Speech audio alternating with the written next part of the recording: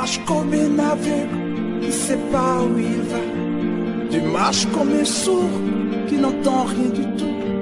Tu t'en fous de Dieu, tu te moques de sa Bible. Mais un jour, tu couleras des larmes pour tout cela. Tu vas couler des larmes, tu vas pleurer un jour. Dis-moi si tu mourrais ce soir, mais que diras-tu à Dieu? Si tu mourrais demain, que diras-tu à Dieu? Mais si tu mourrais ce soir, que diras-tu à Dieu? Si tu mourrais demain, que diras-tu à Dieu?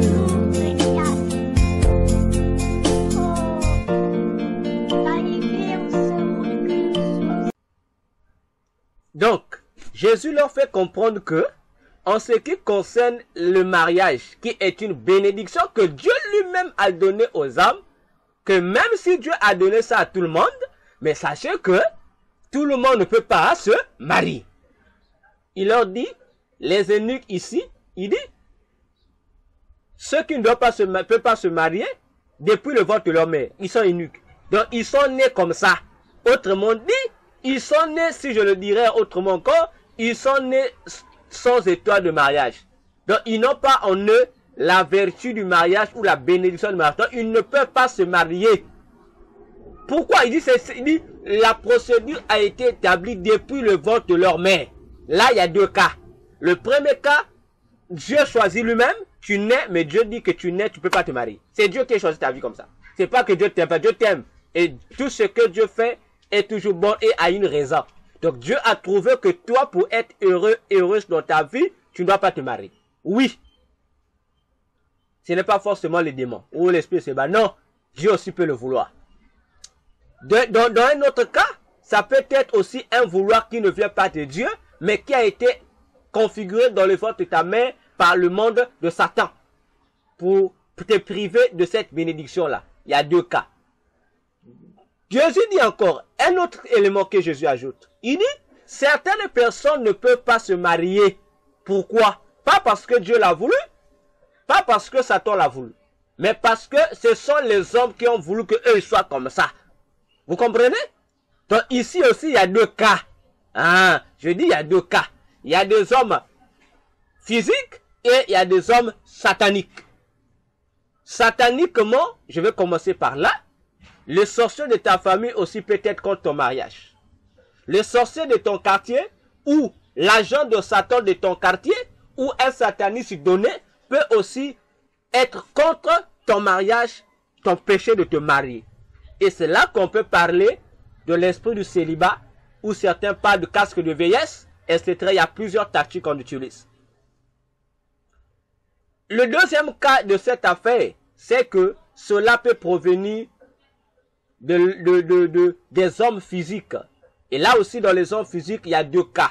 Ça peut être ton entourage, les autres, tout comme ça peut être toi-même. Je m'explique. Ton entourage aussi peut te faire des obstacles pour que tu ne te maries pas. Tes amis peuvent te faire des mauvais jeux. De sorte que, à t'empêcher d'avoir une femme à épouser ou un homme à épouser en te donnant des mauvais conseils. Oui, ça existe. Plusieurs personnes ratent les mariages à cause de ça. Tu as trouvé quelqu'un qui t'a aimé, qui veut vivre avec toi. Tu verras toujours quelqu'un, un ami, un frère, un confrère ou qui que ce soit pour te dire non, non, ce n'est pas l'homme de ta vie. Oui, il existe ces mauvais conseillers. Alors que la personne qui était idéale pour toi, tu l'as raté et toute ta vie tu restes malheureuse. Et tu commences à faire des stages dans le foyer. Alors que le mariage, ce n'est pas une question de stage. C'est une question d'être stable. Dans le mariage, il n'y a pas de contrat à durée déterminée. Le mariage est fait pour un contrat à durée indéterminée. Donc, mon frère, ma soeur, il faudrait que tu prennes conscience. Jusqu'alors, tu ne te maries pas. En tout cas, il faut chercher, tu es dans quel cas? Est-ce que c'est Dieu qui l'a voulu ou les sorciers? ou ton entourage. L'autre cas ici, c'est quoi? Toi-même aussi, tu peux être un obstacle à ton mariage. Pourquoi? Je m'explique. J'en reçois ces cas et j'en ai déjà reçu. Et dans la plupart des cas, ce sont des femmes. Vous verrez qu'une femme qui vient te consulter, dit docteur, voilà, je suis belle, j'ai tout, mais je n'arrive pas à me marier. Il faut qu'on fasse des jeûnes et prières. Frère et sœur, je ne fais pas ce jeu-là. Lorsque je reçois les gens qui viennent me dire qu'ils doivent se marier, je commence d'abord à traiter l'affaire sur le plan physiquement. Je ne touche pas d'abord la spiritualité, frère. Attention aux consultations pastorales. Je vous prends un exemple. Nous sommes en 2020. Il y a une dame qui m'a consulté. Elle dit qu'elle avait déjà plus de 30 ans. Elle avait, je crois, 35 ans. Mais elle ne trouvait pas un homme pour la marier. Même en route, il n'y avait même pas un sifflet en sa faveur. Il n'y avait aucun homme ne la regardait. Alors, elle m'a consulté. Elle a déjà commencé. Il fallait jeûner. Je suis prête à faire tout ce que vous allez me demander. Frère, sœur, j'ai dit à cette sœur-là, il faut qu'on se voie. Elle m'a appelé, on s'est vu. J'ai dit à la sœur, on ne va pas d'abord toucher les jeûnes et prières. Non, ça vient après. J'ai dit à la sœur, comment tu t'habilles? La sœur m'a expliqué comment elle s'habillait et elle s'est présentée devant moi. Je l'ai vue. Elle s'habillait de manière, je dirais, en vrague. J'ai commencé à faire comprendre la sœur que je ne commets pas la même erreur que commettent la plupart des pasteurs lorsqu'on vient les consulter dans ce cas-là. Ils se lancent directement des programmes de prière. Frère, faites attention.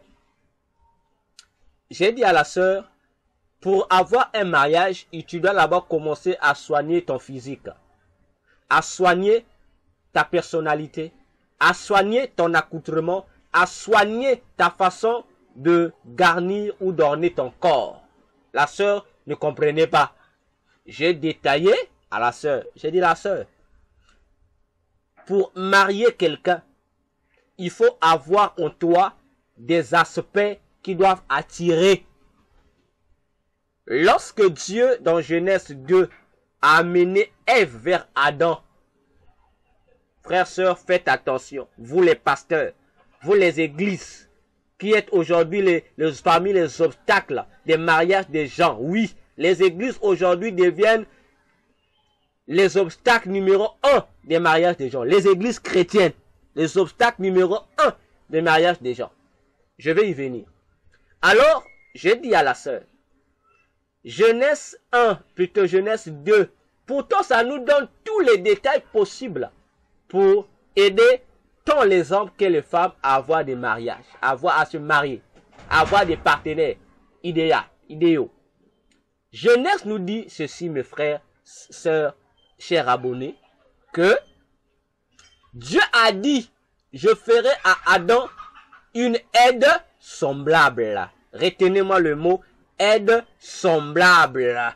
Donc, le partenaire marital que Dieu devait donner à Adam devait avoir les mêmes aspects ou exigences répondant aux besoins d'Adam. C'est-à-dire, Ève avait en elle les critères que Adam désirait. Avoir lui aussi une personne qui devait être identique à lui. C'est d'abord là. Lorsqu'on parle des critères identiques, semblables à lui, c'est dans quel point? Le premier point que les pasteurs ne savent pas, qui sautent ou par ignorance ou je ne sais pas quoi, c'est l'aspect physique.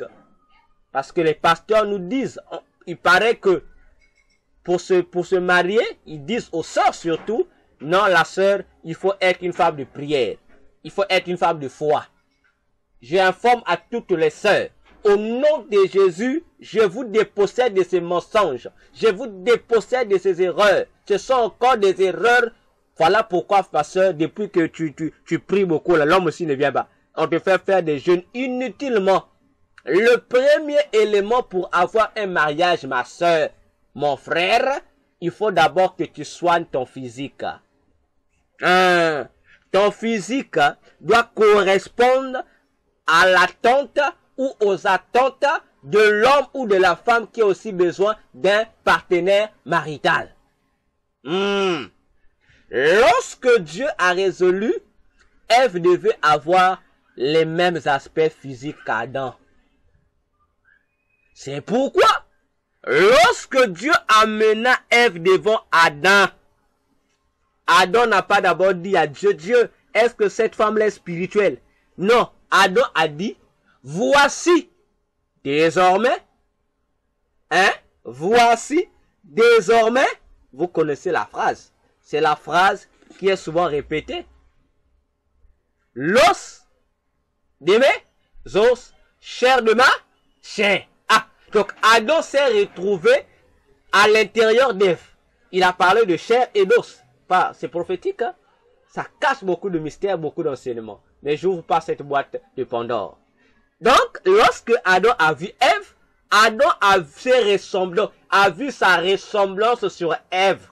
Premier élément sur le plan physique. J'ai dit à la sœur, déjà physiquement parlant, tu n'as pas un physique qui attire. Tu ne sais pas te prendre soin en matière d'esthétique ou de beauté. En matière vestimentaire, tu ne sais pas comment t'habiller. Et troisièmement, en ce qui concerne ta démarche, tu ne sais pas marcher. Tu marches comme un pédé. Tu marches comme un brigand. Non, non. Tous ces aspects-là dans un mariage comptent. Une femme doit être une femme esthétique. Une femme, j'ai toujours dit, doit être une œuvre d'art. Oh! Les sœurs, réveillez-vous. Les frères, réveillez-vous. Si tu n'es pas frère, un homme artistique, une œuvre d'art, ma sœur, si tu n'es pas une œuvre d'art, tu auras des difficultés pour avoir un mariage. C'est pourquoi tu souffres dans le jeûne et prière. Non, non, non. Arrêtez d'abord ça, arrêtez d'abord ça. Soigne d'abord ton aspect physique. C'est d'abord là. Alors, ma sœur, d'abord, je vais t'aider, hein. Mes frères, mes sœurs, je vais vous aider. Dieu n'a pas créé des humains vilains ou des humains beaux. Non. Chez Dieu, les beaux n'existent pas, les laids n'existent pas. Chez Dieu, tout le monde est beau. La notion de laid est venue par le péché. C'est le péché qui nous apprend le lait. Mais aux yeux de Dieu, tout le monde est beau. Voilà pourquoi, pour te convaincre, regarde, la personne que toi tu dis qui n'est pas belle, mais tu verras qu'une autre personne dira que cette personne que toi tu traites de laide est très belle. Alors la personne que toi tu dis être très belle, tu verras quelqu'un te dira qu'elle n'est pas belle, elle est laide. C'est là où je dis aux gens, pour nous, pour Dieu, personne n'est belle, personne n'est vilaine. Tout le monde est beau. Oui. Mais chez nous les humains, la beauté devient quelque chose de facultatif. Oui. Toi-même tu es là. Tu as des gens qui te disent que tu es beau, tu es belle. Tu as aussi ceux qui disent que tu n'es pas beau, tu n'es pas belle. Maintenant, qui a raison? Tu comprends, c'est facultatif par rapport à notre dégradation mentale. C'est normal. Alors, ma soeur, soigne ton physique. Apprends d'abord à briller. Lorsque je dis briller, je ne dis pas aller faire le maquillage. Non, non, non, non, ne confondons pas les choses. Apprends à bien te laver. Lorsqu'on se lave bien, tu te frottes bien. Après avoir pris ton bain ou ta douche, frère, sœur, même si tu ne vas pas appliquer les lois des toilettes, mais apprends à gérer ta peau. Parce que lorsque tu te laves bien, la peau doit briller naturellement, ça brille. Et la clarté de ton teint doit sortir. Oui, la clarté du teint doit sortir.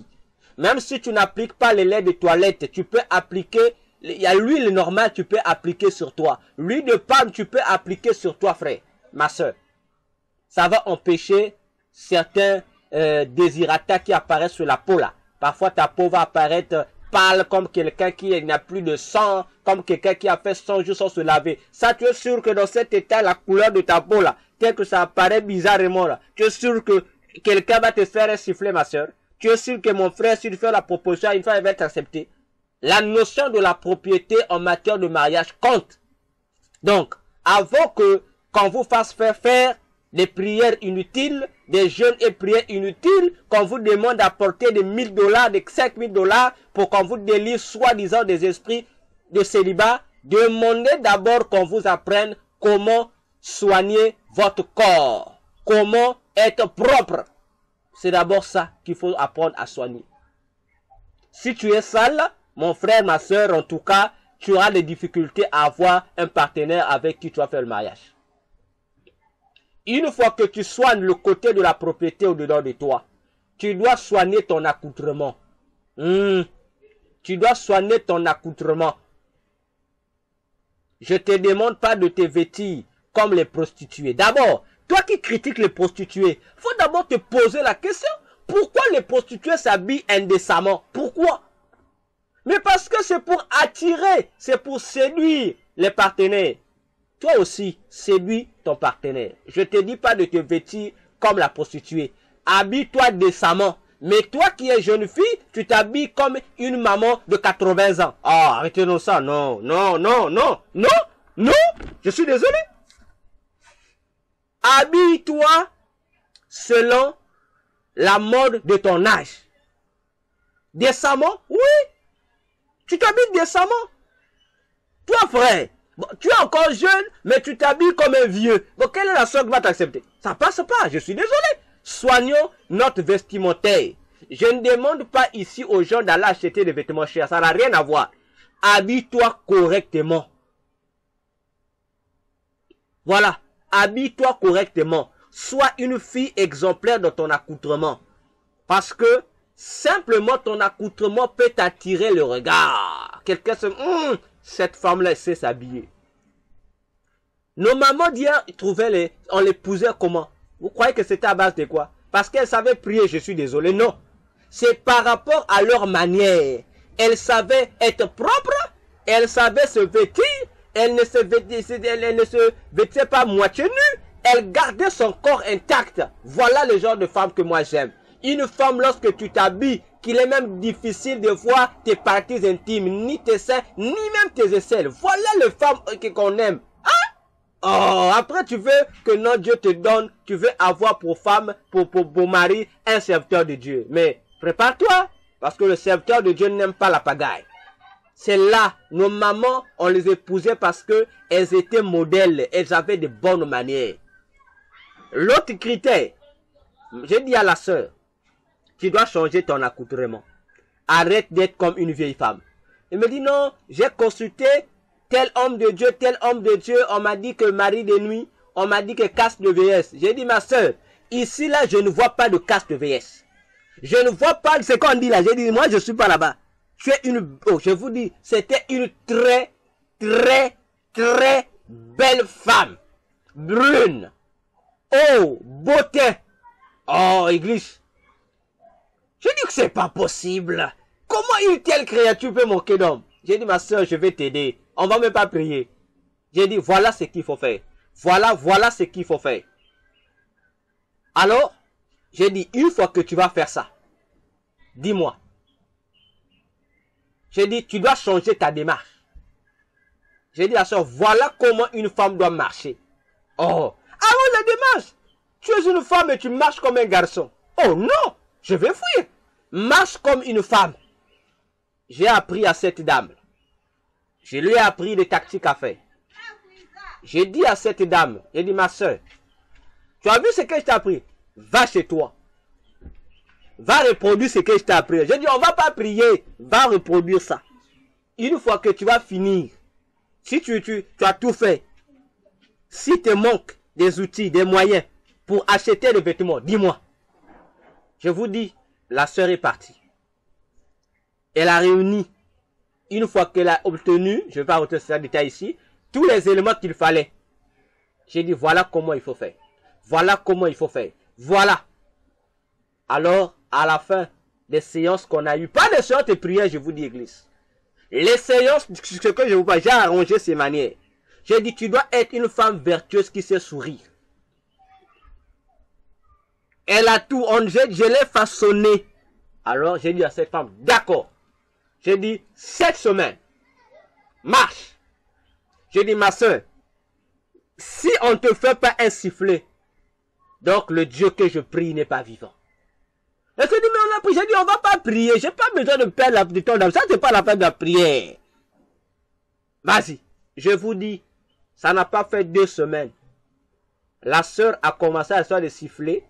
Et cette sœur-là a obtenu un homme. Et cet homme-là a amené jusqu'à là où vous savez, jusqu'au mariage, jusqu'à l'étranger. Alors, frère, dites-moi, je n'ai pas prié. Parce que les chrétiens aujourd'hui, nous confondons les choses. Il y a des choses qui ont besoin de la prière. Il y a des choses qui n'ont pas besoin de la prière. C'est là où l'apôtre Pierre nous disait, dans 2 Pierre 1, verset 1 jusqu'au 12e verset, il y a des choses qu'il faut ajouter à la foi. Il ne suffit pas seulement avoir la foi. Non, non, non. Il y a des ingrédients qu'il faut ajouter à la foi. Et parmi ces ingrédients, il y a la vertu. La vertu, c'est avoir les bonnes manières. En dehors de la vertu, on nous demande d'avoir l'hospitalité. On nous demande d'avoir en nous, quoi encore, on dit la connaissance. Pour vous dire ici, mon frère, plusieurs personnes ne se marient pas comme des hommes qui ne savent pas prendre soin d'eux. Toutes les femmes n'aiment pas les hommes sales. Hein? À moins que tu rencontres une femme sale, oui. Mais il est d'ordre que l'homme doit soigner sa femme comme la femme doit soigner l'homme. Donc, il faut d'abord que tu remplisses les critères qu'il faut. C'est ça l'objectif d'abord, mes sœurs et mes frères. Alors, poursuivons avec Jésus. Jésus ajoute à la fin, nous sommes toujours dans Matthieu 19. Matthieu 19, nous sommes là, du verset 10 jusqu'au verset 12. Jésus ajoute encore, il dit, il y a d'autres personnes qui ne pourront pas se marier, non pas parce que c'est la volonté de Dieu, non pas parce que c'est la volonté de Satan, ou parce qu'ils ne savaient pas s'organiser, ou ils n'avaient pas de bonne manière, non, mais simplement parce que ces hommes-là ont fait un vœu de rester ainsi pour l'œuvre de Dieu. Voilà, bien aimé dans le Seigneur. Parmi ces personnes, vous avez l'apôtre Paul. L'apôtre Paul n'avait pas un esprit de célibat, je suis désolé. L'apôtre Paul a fait un vœu pour lui se marier. Donc, c'est pour nous dire quoi concernant certaines bénédictions. C'est que l'ignorance parfois de certaines choses nous pousse parfois à souffrir pour rien. C'est pourquoi dans le langage professionnel, nous disons ceci. Il ne faut pas forcer les choses. Si tu ne maîtrises pas, ne fais pas.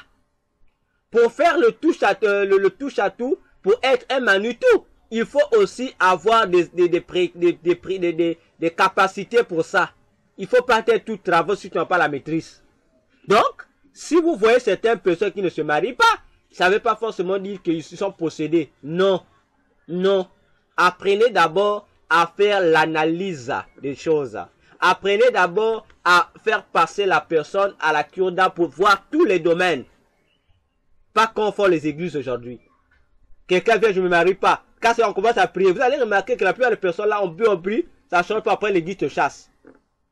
Parce que la procédure a été mauvaise. Vous êtes rentré dans le spirituel alors que l'affaire était une affaire physique. Pensez-vous qu'une femme qui ne sait pas faire le ménage va-t-elle avoir le mariage? Si elle a un mariage, ça veut dire que le frère là va souffrir. Et ce sont les cas qu'on rencontre dans les églises. Les mariages fabriqués par les pasteurs. Oui. Le pasteur n'a pas pris le soin de préparer les mariés. On dit, frère, tu dois épouser un tel. On oblige. Et le frère, par dette morale, accepte. Et à la maison, le frère constate que la sœur ne sait pas faire le ménage, elle ne sait pas préparer. Mais elle sait prier. Elle sait jeûner. Elle connaît la parole. Mais elle ne sait pas faire le ménage, elle ne sait pas préparer, frère. Alors le frère est obligé d'aller manger dans le restaurant tous les jours. Voyez-vous? Donc vous ne rendez pas service aux époux. C'est pour cette raison encore. Dans l'ancien temps, nos grands-parents, avant d'aller faire épouser quelqu'un, ils prenaient le soin de préparer les futurs mariés. Ils préparaient la femme qui devait être préparée au mariage en lui montrant déjà quelles sont les responsabilités et les devoirs d'une femme mariée. On apprenait aux femmes comment prendre soin de leur mariage dès le bas âge. L'homme aussi dans les concerts des anciens, dans les réunions des anciens, il y avait des gens spécialisés pour former les hommes à prendre en main leurs responsabilités, leurs devoirs maritaux. Aujourd'hui, où sont passées ces formations-là? Aujourd'hui, c'est que nous, les familles, nous faisons de croire. Une fois que notre fils dit que je vais épouser un tel, la famille, la belle famille accepte. On ne peut pas même pas les marier. On se prépare seulement pour tous les éléments pour réaliser le mariage. Mais on oublie qu'il n'y a pas seulement les mesures pour réunir tous les éléments pour un bon mariage. Non, il n'y a pas seulement les vêtements à acheter, il n'y a pas seulement les décorations à faire, il n'y a pas seulement de l'argent de la dot à prendre, il n'y a pas seulement les invités à inviter, il n'y a pas seulement la nourriture à préparer, il n'y a pas seulement la boisson à donner aux gens. Il faut aussi préparer physiquement, moralement et spirituellement les mariés. L'église, les familles ont échoué en ce qui concerne la préparation des mariés. J'ai dit, les familles du monde ont échoué. Alors, il restait aux humains, il restait aux prétendants du mariage un seul refuge qui est l'église. Malheureusement, les églises qui devaient être le dernier sauvetage des futurs époux, depuis que les pasteurs des églises sont devenus des commerçants des mariages, frères et sœurs, l'église aussi est en train d'échouer dans cette affaire. L'église ne prépare plus les mariés. Les frères et les sœurs qui s'engagent sur la voie du mariage ne sont plus préparés. Combien à plus forte raison les fiancés dans les églises? Est-ce que les pasteurs des églises encadrent-ils les fiancés? Encadrent-ils les mariés? La question que je vous pose, regardez dans votre église. Et dans les églises où il y a cet encadrement des mariés ou des couples, vous allez remarquer que j'en parle parce que j'en ai assisté. Rares sont les églises qui font correctement leur boulot comme il le faut. Lorsque vous venez dans ce soi-disant encadrement des fiancés ou des époux, frères, ce qui se passe là-bas n'a rien à voir. On vient là pour faire des amusements. On vient là pour des bêtises. Les mariés, chaque fois qu'ils se retrouvent dans ces réunions, dans ces séances, ne retirent rien de ce qui les attend dans le mariage. Voilà encore le grand problème qu'ont les églises. C'est bien de pousser les gens à se marier, mais c'est mieux, avant de les pousser à se marier, de les apprendre d'abord c'est quoi le mariage. Je vous le dis. Mon frère, ma soeur, le mariage peut te conduire au ciel, tout comme il peut te conduire en enfer. Le mariage seulement. Tu peux rentrer dans le mariage mauvais, mais au final, tu en sors une bonne personne. Tu peux rentrer dans ton mariage bonne personne, mais au final, tu en ressors mauvaise personne. Comprenez mon langage.